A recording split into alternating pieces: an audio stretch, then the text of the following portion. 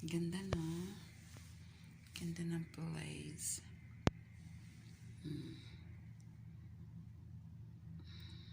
Kasi masyadong, yan, o. Yan. May naglilinis kasi, kaya may ganun. Diba?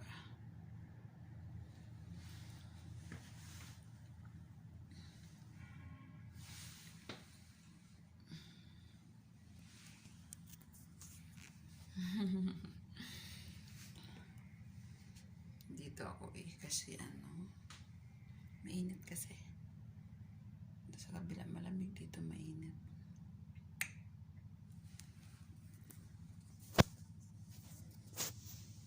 Diba?